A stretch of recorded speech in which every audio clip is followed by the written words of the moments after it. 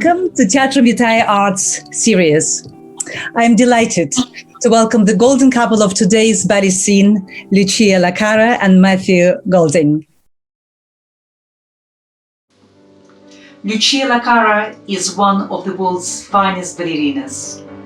Born in Spain, she was invited by the legendary choreographer Roland Petit to become a principal at Ballet de Marseille, where she was a star in 8 of Petit's creations, with Cheetah being created specially for her.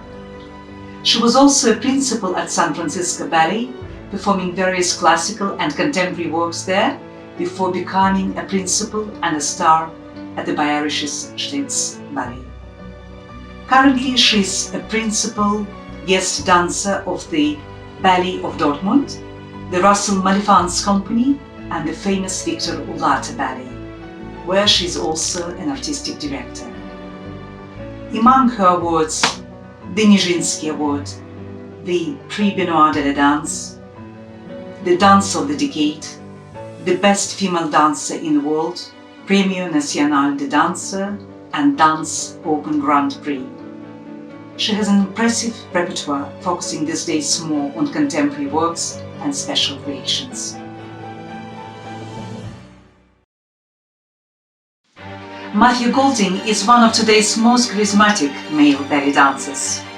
Born in Canada, trained at the Royal Winnipeg Ballet School and at the Kirov Academy of Ballet in Washington, D.C., at 16 he received the prestigious Prix de Lausanne, which gave him an opportunity to study at the Royal Ballet School in London, where he graduated with honors.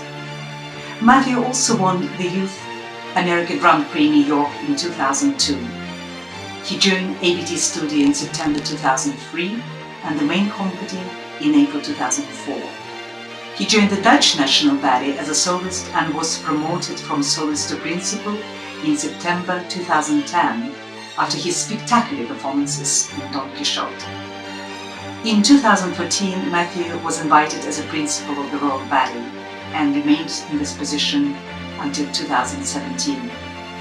He was also a guest artist for the English National Ballet and Hong Kong Ballet.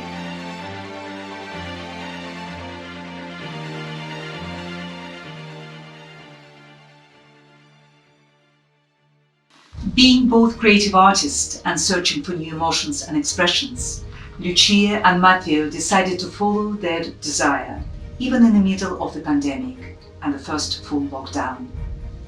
Their vision, passion and determination led to a realization of a new, beautiful work for Landia. The dream couple walk an artistic tightrope between dance and cinematographic reflection. Inspired by the vital confinement, a multi-layered dance work of art emerges, in which, according to Lacarra, each one has to decide for himself whether to pay attention to reality or dream, disenchantment or hope. Both artists feel that in a time that is also difficult for dance, they want to dream of better times. They want to see a light at the end of the tunnel and hope that the distance they have to walk is temporary. The love they feel is permanent. Artists with a vision and on a mission to change the world and to make it a better place with their beautiful art. It's so much in tune with Theatrum Vitae's cultural platform's vision that I could not be happier to welcome you today in this special series. Apart from being excellent dancers, you search for more, you search for creation, something which will give people direction and light, especially in these difficult times. Tell us what Forlandia is for you both, individually and together. An amazing project you've just realized when the whole artistic world seems to be put on complete hold. So, hi. Hello, good afternoon. It's wonderful to be talking to you here. Hello. We feel really blessed and very, very fortunate to be able to bring a dream that is being separately from us for many, many years. We always separately wanted to do something more than just being dancers, just perform what they will tell you to do, just take your shoes, go on stage and follow the rules. I always wanted to create something, to produce something, and so did Matt, which is he's the creative soul of the team. I think for both of us, Portlandia was like oxygen, this whole nightmare of the pandemic, of the COVID that started last spring. In Spain was really tough. I was confined at home for 10 full weeks. We were separated for 3 months, unexpectedly. And instead of going down, getting depressed, or going on streaming or online like the ballet world was going, our dream was to go back on stage. We just wanted to go on stage and dance again. So we decided that this was the moment. The pandemic was giving us something that it was a luxury, that is time, because we never had enough time to build something, to create something. So we decided to do it, to use that time in a positive way. So during 3 months, daily on the phone, we started creating the concept, the idea, talk to choreographers. I started selling the project. We were producing it ourselves, so talking to distributors. And it gave us this hope, faith also, and oxygen, and belief that this will be over one day, and help us really live with the situation in a positive, productive way. And what for us is amazing and is really heartwarming is that the people, all the audience that they come and watch the show. We just did a series of 10 shows in Madrid, and we performed it in Germany. We did it on tour in Spain. Everybody tell us the same thing, is that they receive hope, that they escape from the reality for the 1 hour that the show goes. They can be in another world where 70 minutes. yeah, where things are positive, where you get to believe that one day everything will be simply a bad dream and will be in a better place, in a better situation. So people get really emotional and really touched about it. And I really think that we honestly were aiming for that because it's what we needed at the time. We wanted to create something that is truthful to the way we felt. We were separated. We didn't know when we'll see each other. And we really wanted to put that on stage. I mean, there is a lot of visual arts used. There is film. The music, the film, everything is essential. And it's because for us, it was the way we were feeling the experience at the time. And the places that we use, the locations that we use, they are from my hometown, which is where I was locked down, and they're from Holland, where Matt was. So basically, it's very also so relevant to you both.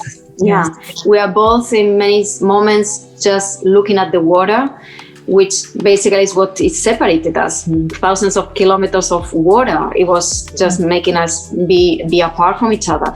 So it was really an honest way of trying to put on stage our feelings at the time. And I think people are really understanding it, and they are receiving those emotions when we're on stage, and it's been really amazing. The response of the audience, also from the distribution companies, of how everybody really wants the show. We feel really blessed. It's a wonderful thing. It's a big blessing. Matthew, please, I know Lucía already expressed such deep emotions about this, but say a few words. How is it for you? What it gave for you? Obviously, hope, oxygen, running from the reality, from the sad and bad reality we are still finding ourselves. What is it for you? Which emotions were going through you?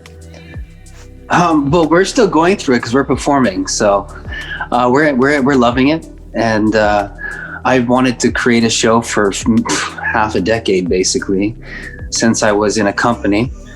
And I took 3 years off before I even started this production. So I was already kind of in my own pandemic, you could say. I would say. And I stopped work for a long time. So this was just, this was completely naturally what we're supposed to be doing. This is like a responsibility for myself to be on stage and to create new work. So it's my oxygen. It's my only thing I know to do. And I'm grateful that we have a stage.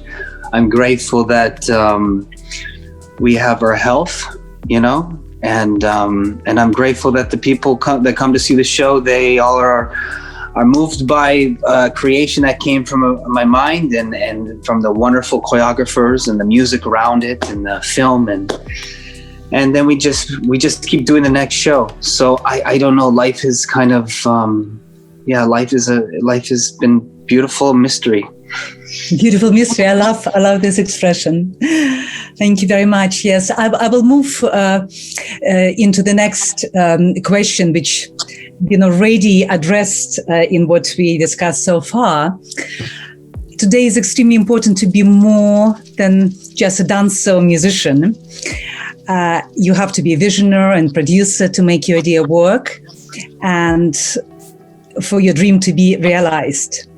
How did you manage, being very, very creative personalities, to have all the other ingredients to make it work and your dream to get beautifully put together and to perform on now so many stages? Would you like to share more this process? And sometimes I'm sure very, very even painful, but in a nice way, painful process when you have to get all these ingredients, all the people and team.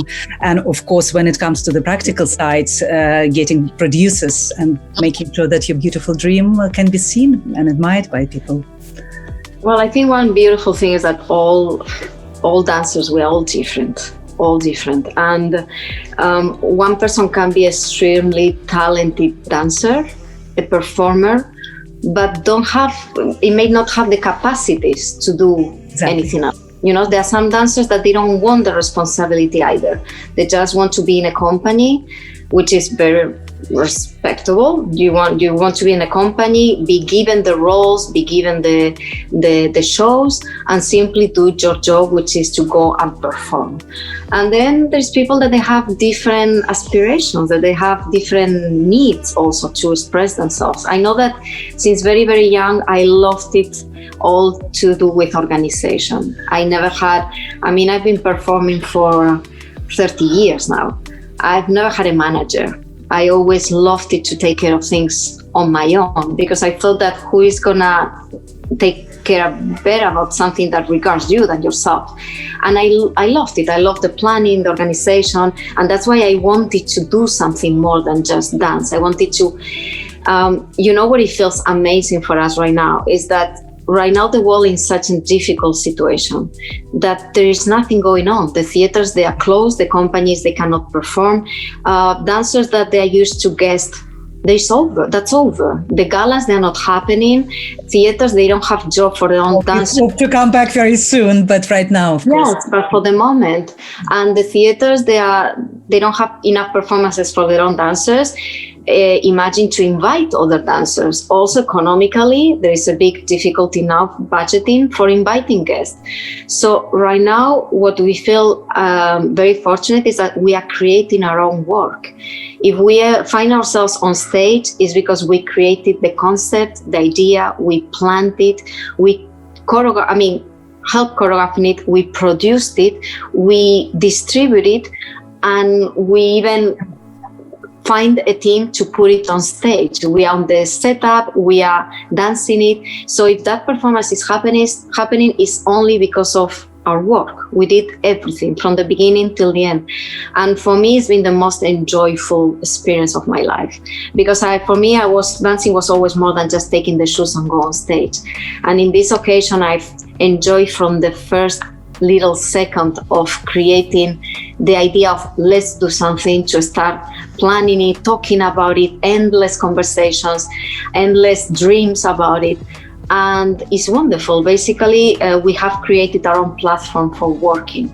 This is beautiful. And of course, you are both capable of doing this. And Matthew already said that for him, it was a process already starting from his own pandemic, where you started growing this ideas and need of of a creation and realization of something. Yes. So for several years, you've been in this state of mind. Yes. When you knew. I've had this music and this concept for 5-6 years, but I was already in a change in my life.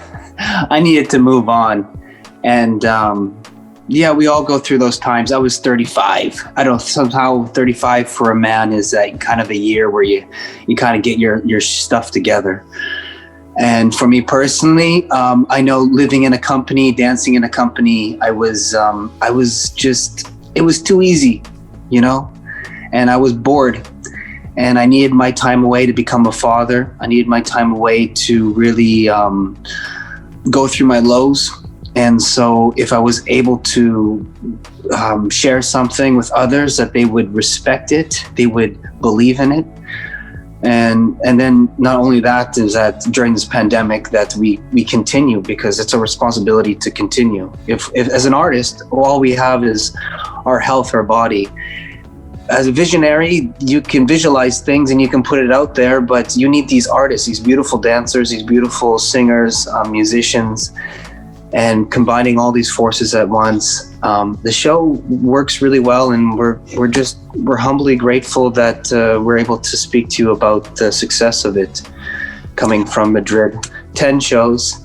And then now on to Tenerife, where it'll be a little bit warmer because we had snow conditions in Madrid. Yeah. That was insane. The worst snow conditions in 50 years. Mm-hmm. So imagine you get a show finally on stage, you finally get your shows, and then it's all canceled because Madrid snows for the first time in like 50 years. So the biggest snowfall. Yeah. So not only pandemic and everything associated with the pandemic you had to fight, but even extreme weather conditions. But 50 years it was. We never had snow like this. Yes.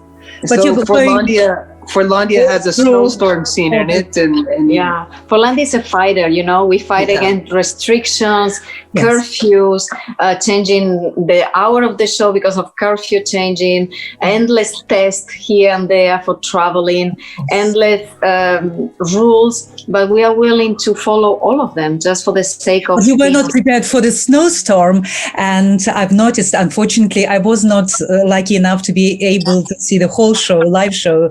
I can't wait, but I know that one of the music, if I'm not mistaken, is the Snowstorm by Georgis Reader, a piece which is very, very, very close to my heart, and I love playing it on the piano version of this. This is one of the most touching, most moving tunes, and you almost predicted the premonition. Snowstorm coming towards you. You see?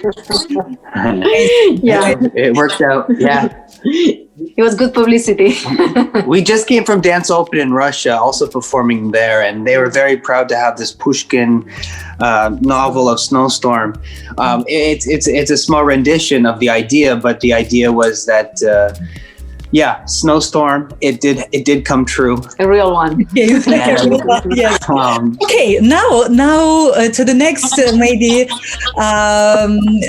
sensitive question about sharing the power and taking leading positions on the stage during the creative process, rehearsing, performing. Something all the performing couples would like to know, and all your admirers would like to know too. How do you manage this? How is it going? I think there is only one secret, one and only, which is to find the perfect partnership. It's the only way. There is no leader. There is no either. There is two people working for the same goal together, or it doesn't work. I mean, it's a give and take. Yeah. Like, you know, there's no perfect partnership. Let's be honest. But not in life, probably not in the stage. But there's a beauty in it, but there's a give and take. Of course. And the perfect partnership is that someone's going to give and someone's going to take, and it goes back and forth. Yeah, but that's what it makes it perfect. That's a perfect partnership, I guess. It's a partnership that is willing to fight for it. It doesn't mean that everything is easy, because easy is not interesting. Actually, sometimes in the partnership you have to know how to fight, how to give already and take, but that is what it makes it at the end worth it. And it's a communication. It's a communication. And you ask the question, we give you the answer. We're still discussing it, you know? It's a constant communication. But if honestly you're going to get into creating a show or visualizing a beautiful dream that you want to put on stage, that's a lot of hours of communication, and you have to truly, truly love what you do. But also I think that what is very important is that the two people complement each other. Because in our case, we are so extremely different, totally different in everything. But we somehow complement each other totally. Matt, he is the absolutely creative mind. He's the creative soul of the whole project. I always wanted to produce something, but I didn't. I don't have that creativity.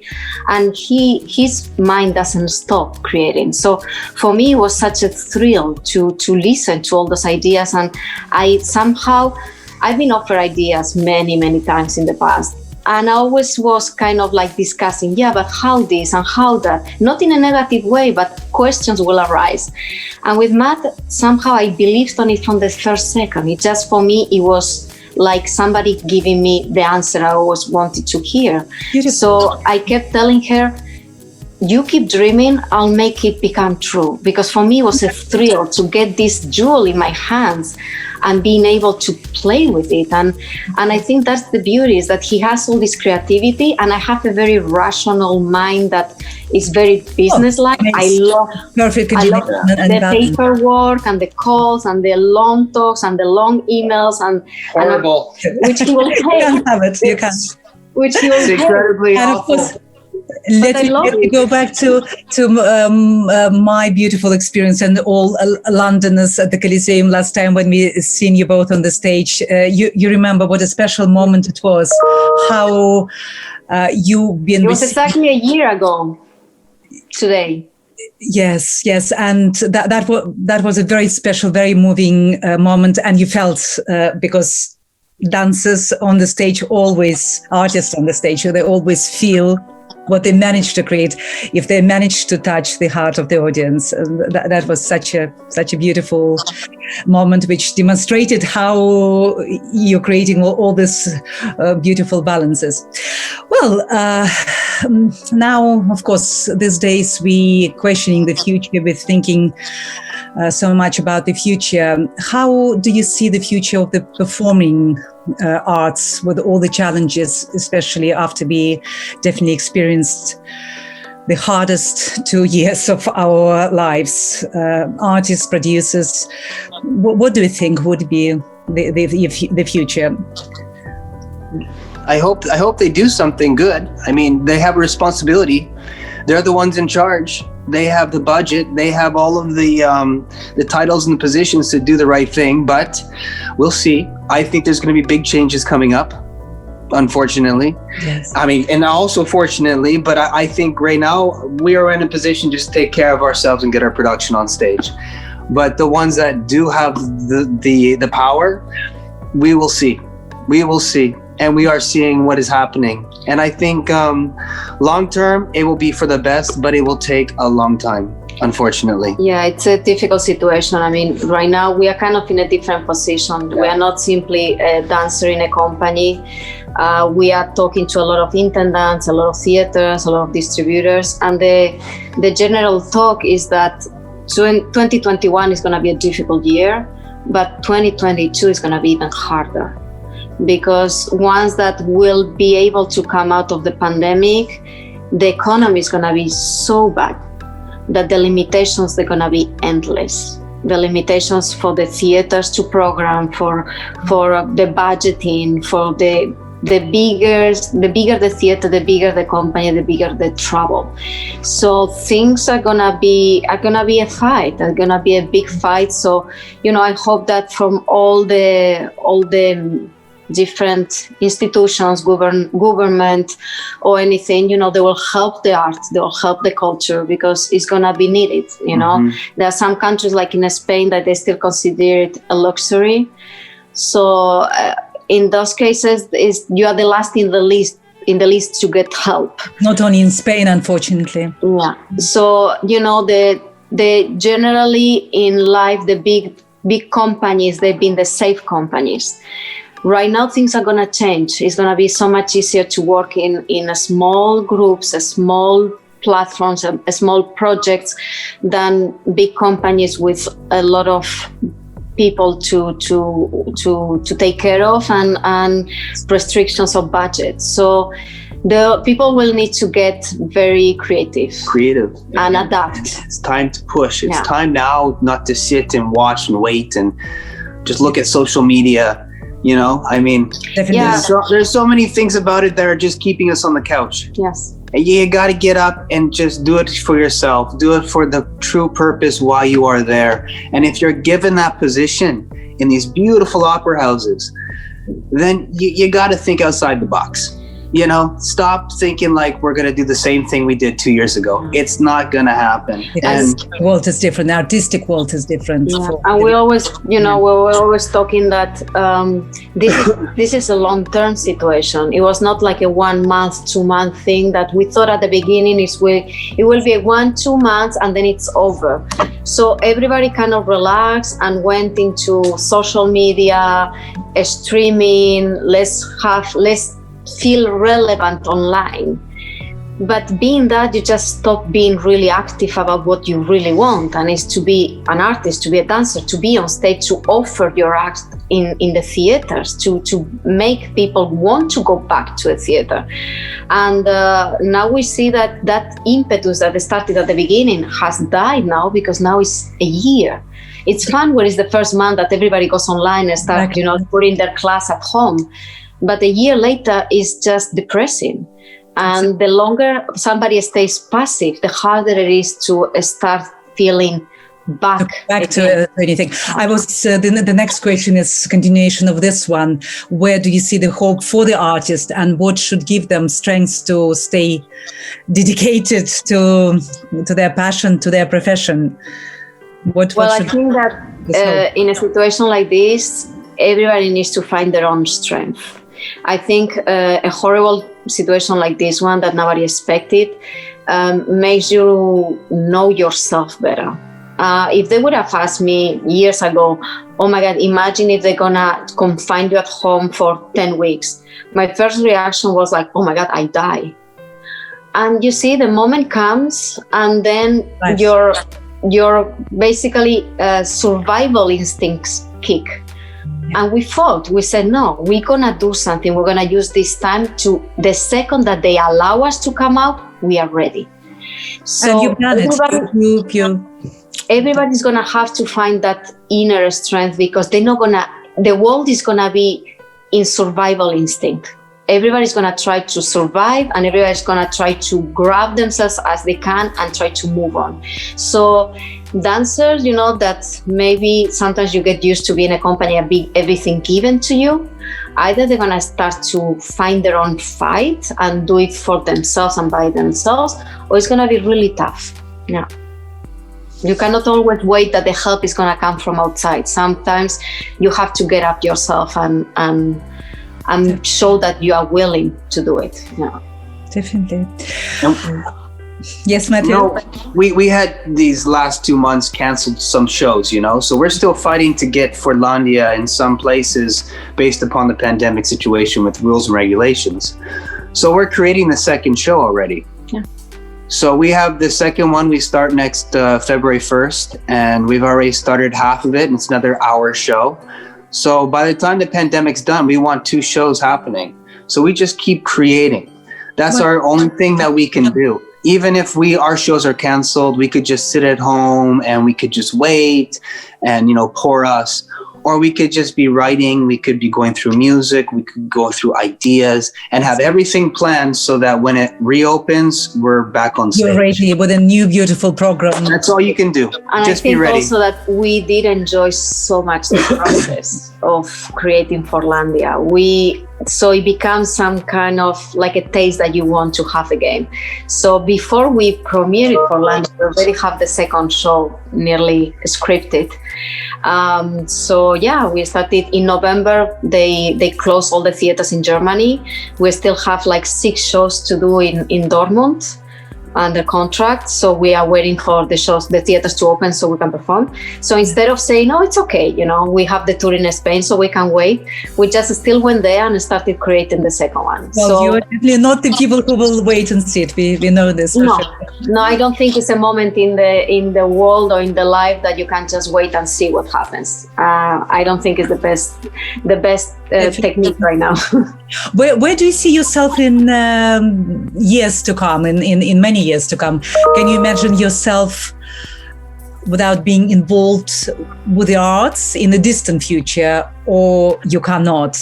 Art scene is really your life, and you cannot imagine yourself without this. My dream when I was 11 years old was to be the last one in the line of the corps de ballet, because my dream was just to be on stage. I never imagined that I will be in the center, up front.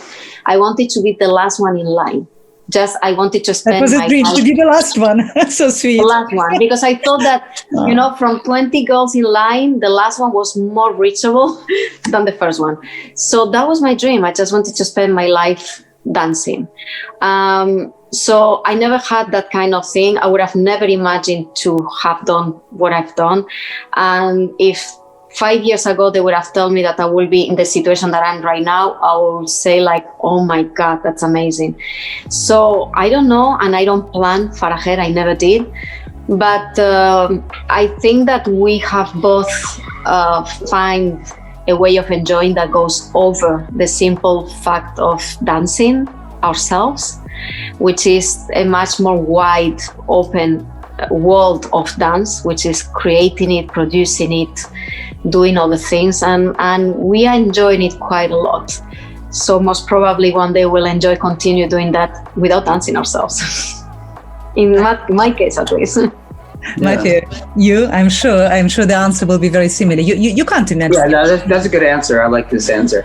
I would have never done well in core though. I would have been a mess. I didn't do. Just be in the right position that you can help out others that deserve the chance. Because what I've noticed in the business, a lot of people I don't think fully appreciate or deserve what they're given in the big opera houses that I've seen, and I have to say that, and so to kind of be on the outside in, that's a nice place to be, and I hope to be still on the outside the box, thinking in, and then just come in and then just bring something beautiful that is different, and that's the place where I'd like to be, not the center. No, I'd be probably also in the back corner of it. I would be at the end of the line. I would be a stagehand. I'd be actually backstage. I like to be on the stage. No, I would like to be in the theater area. The amazing thing is that with we have learned so much about our work, so much that something that you never learn by being just a dancer. Never. We learn every single aspect that is involved in the creation of a show. We learn about things that we have never even imagined that were needed simply to put a 1 hour show on stage. So that has our mind is much more wide right now in respecting knowledge about our own profession. So that's you wonderful. Might be even master classes. You might be even teachers, professors on how to put even. Well, the thing is that I think that if it's something that you hear a lot of dancers saying, "I would love to do a show." What dancers they don't know is the amount of work that is involved. It's amazing. It's so much work, and to do just two people, that most of the people will give up in the middle or even at the beginning, because it's overwhelming. You need two people so dedicated and with the heart of a fighter to go and keep doing it, because it's not only creating the show, manage to put it on stage, that you have to create a team, you have to start building up a system, a distribution system to go on tour, you have to sell it too, not only creating something beautiful, still you need to create a way for people to watch it. And it's the work of a full office made by two people. And it's insane, but it's been so rewarding that the experience the sensation that you have once you're on stage is you cannot compare it with anything else, with nothing, literally nothing, because the responsibility is huge, but the satisfaction is the also, reward is yeah. It's really worth it. Thank you very, very much. And my final question, what was the biggest lesson learned recently as an artist and as a human being for you, Matteo, for you, Lucia? Well, I think it's like I said, we've learned so much, not one lesson. We've done like 100 master classes during this experience. And I think we've learned a lot about ourselves. I think we feel, I can say personally, but I think we feel also as a couple changed. The whole experience has changed everything, because you go through a process like that, and you learn about yourself, and you learn about how you deal with difficulties and the stress and tough worldwide situations, and you learn a lot about yourself and about your inner yourself. And sometimes in life the biggest lesson that you can learn is about yourself. Trust yourself. Yeah. Trust yourself. Don't look at social media. I'm so against it. Very good. I'm outside the box, and I'm so grateful that we have a chance to share what we love to do, and we're going to continue and continue and continue. But life is a mystery, and sometimes the low points are the best points, and they're going to teach you something. But for everyone, just the world, what it looks like in front of you is not really how it is, and that's something I had to learn, that you have beauty in yourself. You just have to really find that, and find the right people around you that will let you bring it out. So for sure, you need to surround yourself with beautiful people. Yeah, that's probably the lesson I would try to teach my son. Yeah. Beautiful, beautiful. Yeah. Well, thank you very, very much, Lucia, Matteo, for being so inspiring, for sharing your secrets, your emotions, your fantastic experience you had with Forlandia, and with all other things you went through in the last many months of these difficult, challenging times. It was a real pleasure. We can't wait to see you in real life, to see your beautiful show, to be working with you on your beautiful programs. We're huge admirers of yours. And Theatrum Vitae will be honored to do projects with you in the future as well. Thank you so, so much again. Let's keep arts going together. Let's support the arts. Let's be creative. That was our second episode of Theatrum Vitae Arts Series. And our guests were Lucía Lacarra and Matteo Golding. Thank you so much. Sending you lots of love. And I'll see you soon. Bye-bye. Thank you. Thank you, Olga. Bye. Спасибо. Bye. Спасибо.